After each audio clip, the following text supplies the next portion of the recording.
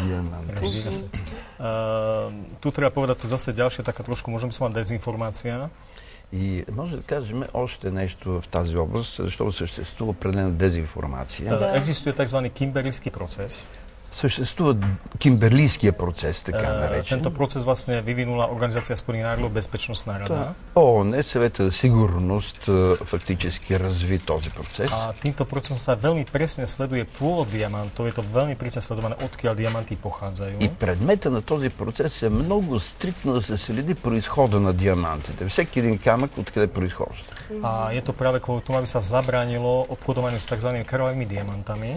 И причината за създаването на този процес е да се преустанови практиката за търговията с такива диаманти. To by mohli byť diamanty z takých štátov, kde sú nejaké tie vojnové konflikty, kde teda vlastne sa diamanty využívajú na nejaké financovanie vojen.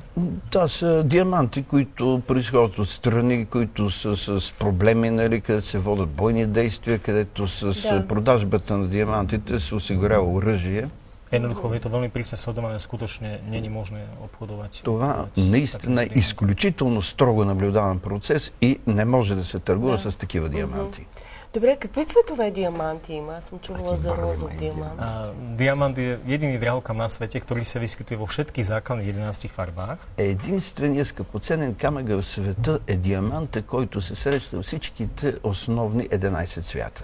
Taká najbežnejšia farba, vlastne diamanty v 90 až 5-6% sa nachádzajú vlastne bezfarbné alebo jemne zafarbené do žlta. Около 95-96% от всичките диаманти са безцветни или леко отцветени в жълто. A tie nejaké 2-3% sú veľmi, veľmi drahé a veľmi, veľmi vzácne iné farebné odtiene. И останалите проценти от диамантите са именно цветните диаманти, които са изключително скъпи. To môžu byť napríklad krvavo-červené diamanty, tých je iba 12-13 на свете.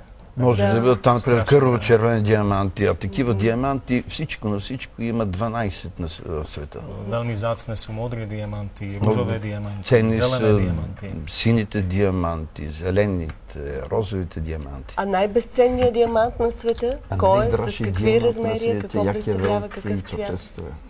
Tak vlastne zatiaľ, čo mám informáciu, tak najväčší, alebo teda zatiaľ diamant, ktorého nebola vyčíslená cena, sa volá McCalligan. За сега диамантът най-големия, на който дори не е изчислена цената, не се знае каква е неговата стойност, той е МакКелиган. Vlastne jeho firma De Beers, to je vlastne spoločnosť, ktorá ovláda ťažbu diamantov vo svete. Това е собственост на фирмата De Beers. Това е компанията, която фактически царува в добив на диаманти в световен мащаб. Ja sa snad môžem pochváliť najväčším diamantom, ktorý my sme vlastne predali za históriu našej spoločnosti. И ако мога да кажа и какъв диамант най-голем нашата компания е продала. Aby ste si vedeli, tak predstav, nemám ho tu, lebo však je predaný. Той не е тук, защото е продаден, но да Zhruba може да добиете. veľkosťou bol tak Приблизително по големина е бил колкото този, нали? Ето Да. тук. Яник. Колко е красив. Tak Този колко карат е? Toto je vzorka len zo Това е zirkónu. мостра от Len som vám циркон. chcel ukázať tú veľkosť, aby ste si vedeli predstaviť. Да, само да ви покажа горе-долу колко е големината на Cena toho диаманта. diamantu, alebo teda predal sa za 1 088 000 евро. И цената на диаманта, този, който беше продаден, беше 1 088 000 евро.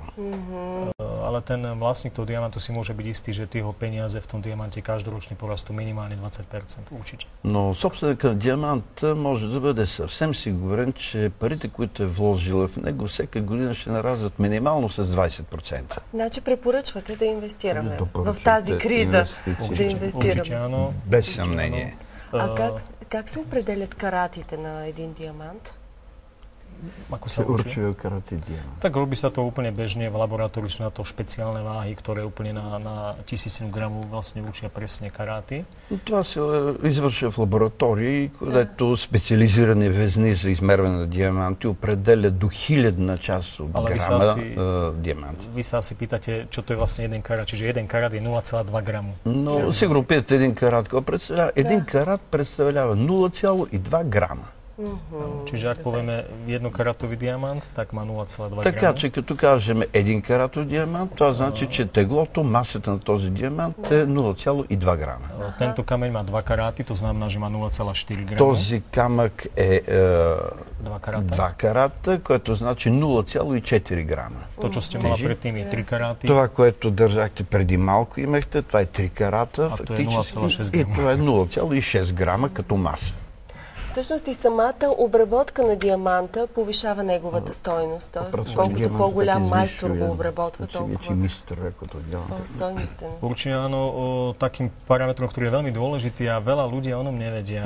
Без съмнение, защото един от параметрите, определящи цената на диаманта, за който хората почти нищо не знаят, to je kvalita brusu. Това е качеството на обработката, на Vy tú шлифовката. kvalitu brusu nemáte šancu voľným okom vidieť. И с невъоръжено око просто не може да се определи и установи каква е именно качество на обработката. Ale tá kvalita brusu ovplyvňuje cenu diamantu až 30%. Обаче качеството на обработка на диаманта влияе върху цената до 20 до 30%.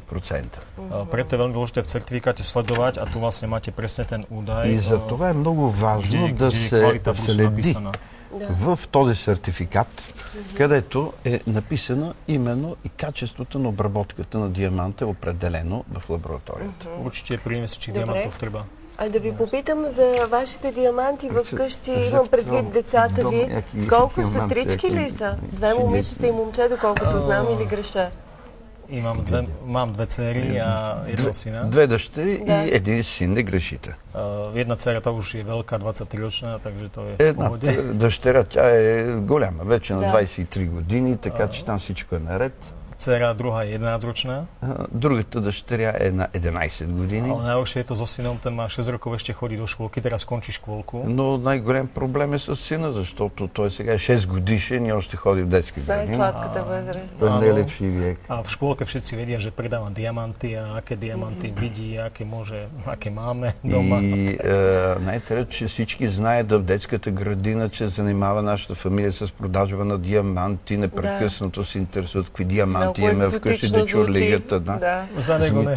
За него не. Значи има кой да поеме вашия бизнес. Ако наступи. Аз много ви благодаря, че бяхте при нас и че показахме всичките тези красиви неща. Шехните ли ти красни. Благодаря, желая ви успех. Реклама.